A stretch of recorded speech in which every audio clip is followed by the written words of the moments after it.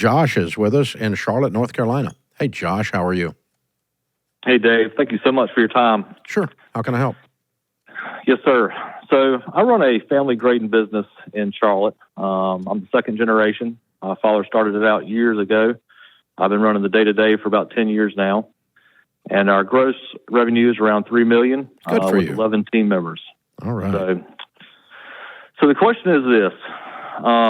I really like the idea of running a debt-free business.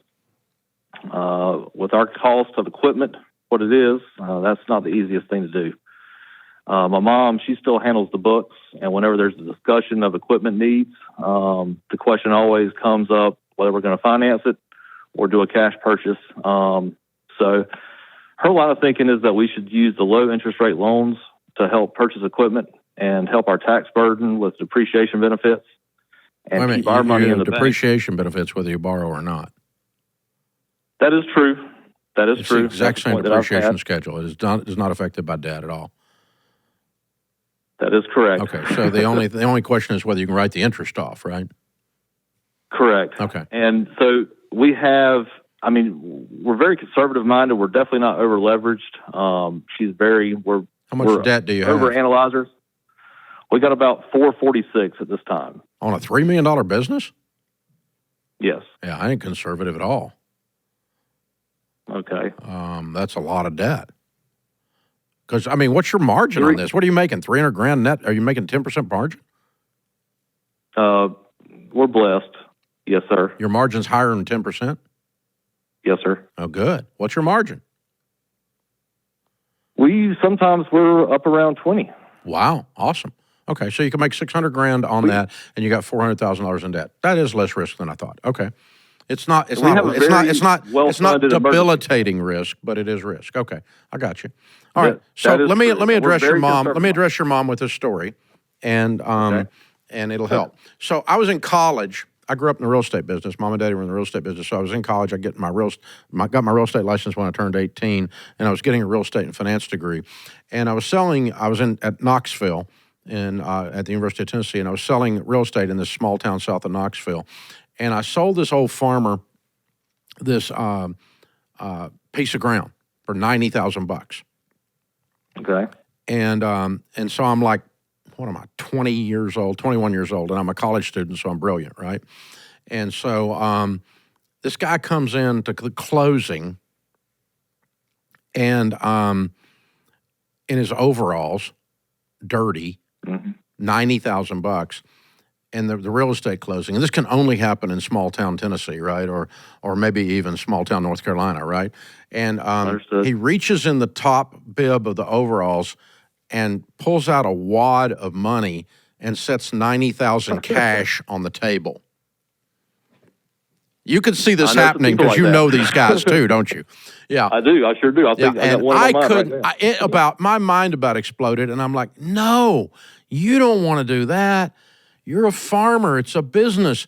You want to borrow the $90,000 at 10%. That's a $9,000 write-off every year because you got $9,000 of interest every year, and you're going to have a write-off. And this old guy looks at me and spits in his cup and says, boy, you in college, ain't you? And I said, yeah. What do you mean? He goes, so if I pay the bank $9,000 instead of just using my money, I get a tax deduction of $9,000. I said, yes, sir. That's exactly right. And that's called leverage. And he's like, yeah, he's grinning at me like I'm an idiot because I am. And he said, so when I write that $9,000 off in my taxes, if I'm in a 30% tax bracket, how much money does that make me? I said, well, about $3,000. And he said, so college boy, you want me to trade $9,000 for $3,000 and you're calling that a deal? Okay. That's my answer to your mom.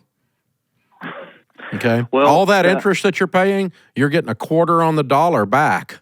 There's no break here. You're trading dollars for quarters. If you want to do that, send me the dollar. I'll pay a quarter of your stuff. Well, can I add one little caveat to this though? because one thing that we do have the option of on several of our smaller pieces of equipment is 0% financing. Yeah. And that's one thing she always throws up is that we got 0% financing. So we have 6 things financed right now. 3 of those loans are all 0%. Okay. The max is at 4.5. One is at 0.9%. Mm-hmm. So in between 0.9 and 4.5% on 6 loans. Okay. 3 of which are 0%. Yeah. So she's like, well, if we keep that money in the bank, don't, use our own capital, we're gaining a little bit on our emergency fund, that we have. So this is, let's run the numbers on a minute. How much dollars are we borrowing at 1%? Let's see, at 1%, we have left on that one, 48,000. Huh? 48,000. Okay, $48,000 at around at these super low interest rates, or 0% or whatever, right? Now the 0% interest rates are roughly 275. 275,000. Yes, sir. Yeah. Okay. All right. And That's so 0%. you've got that. You got 275,000 in the bank, and you're making 4% on it. Correct. Yeah. Between we're at 4.5 and. Oh, wait a minute. You got to take off one. 1% on part of it, but so we're not really making 4. We're making about 3 on. Okay. So let's see. 3 times 2. So you made $6,000. Dadgum, man, changed your whole life. Well, see, that's kind of, I want the dollar amounts are just ridiculously, stupidly low. She feels like she's really doing something smart and sophisticated, but when you run out what she's actually making, you can't buy a steak dinner with it hardly. Well, how do we deal with the fact of just having the cost of our equipment being so high, and just the financial. You know what an interesting thing is? When you start paying cash for all of it, you're going to start buying it differently. Okay. You're going to buy different pieces of equipment, or you'll negotiate differently, or you'll buy it from people who got repoed because they tried to do what you're doing or whatever, right? That's what I understand. Because I know that 0% is not truly 0%. We're paying for it somewhere. Well, you know that, yeah. It's always based. You have to do MSRP to get the 0 on a car. I don't know what it is on equipment, but usually there's caveats in there. You're not getting the best deal on the equipment. We know that, right? They're not going to lose money on a deal. Yeah, they're making it somewhere, and so it's in their margin. It has to be. They're not nonprofits. I can tell you that. Caterpillar Finance makes more money than freaking Caterpillar. So just like Ford Motor Company, Ford Motor Credit makes a lot more than Ford makes. So it's their number one profit center in these things. They're not. I got a buddy runs a huge forklift operation, and he makes a lot more on service and finance and leasing than he does on the actual sale of the forklifts. The forklifts are just a way to get customers. I'm looking at it right here, and all 4 of those 0% and the 0.9% are all Cat Financial. Those are all. And I don't even know anything about your world. I just know enough to be dangerous and read your tea leaves. So, hey, here's the thing. Let's try this. Here's an idea. Okay. So bottom line is that we know the tax write-off thing is bogus because you're trading $1 for a quarter. You understood that math, right? Yes, sir. From the bib overhaul guy, right? Okay. Yes, sir. then the other part, if it's 0 or low interest, the second argument or discussion is we're really only making $5,000 or $6,000 on all this crap. So it's not like we're whipping their butt. It's not like it's a $600,000 swing. It's a $6,000 swing. No doubt. And so it's not much. That's rule number 2. Rule number 3, or problem number 3, is we're probably not getting the best deal on the equipment. We might have saved $6,000 on the equipment where we just pay for it, and then we wouldn't have to go through all this gyration. Number 4, and here's my last point. Okay. I got 5. I'll give you 4. I already gave you number 4, and that was you're going to make different decisions when you're paying cash. Correct. On which equipment to buy, whether you buy it used, whether you buy it new, what you're doing. So that's number 4. Number 5 is this one. And this is how we can close it up, is with this, because it's a great discussion, Josh. And I'm not making fun of your mom. She's done a great job. She's run a great business. It's a generational business. Y'all are doing a good job. You're not being stupid, but in terms of your leverage, it's just a fun discussion because everybody thinks this is smart. And when you get down No doubt. into it, you start to realize there's not much smart really going on. The last thing is this.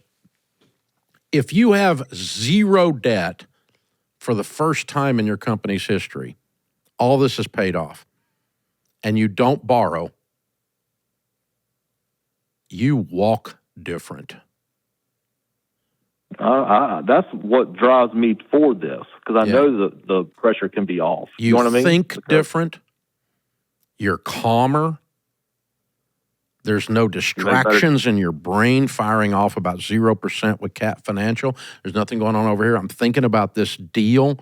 I'm thinking more clearly. You're more precise. There's a thing that was around your neck that's not around your neck anymore. That weight is gone, that you don't even know is there. And that's what the Bible means when it says the borrower is slave to the lender. We're not literal slaves in our society today. There are literal slaves in Pakistan over debt, but not in the U.S., okay? You're not a literal slave, but there is stuff that happens between your shoulder blades called tension that is relieved that you don't even know is there because you carry it for so many years. You're used to it. And then when that tension's gone, you breathe a little deeper, like good mountain air going down into your lungs, gulp, gulp, right? Versus I can't breathe in the freaking smog. And so it's that, and once you go there, you'll never go back. So the challenge for me to you guys would be this: try it. Pay everything off. Run it a year or two debt-free.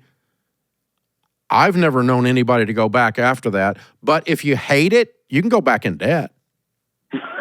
Oh, there's plenty of opportunity to do that. That's right. Great. So it's not like this is an irreversible decision. So No try doubt. it. Try it. Well, I think you've given me some great talking points, Dave. 5 of them, baby. Hey, man, I love talking to you. You're a sharp dude.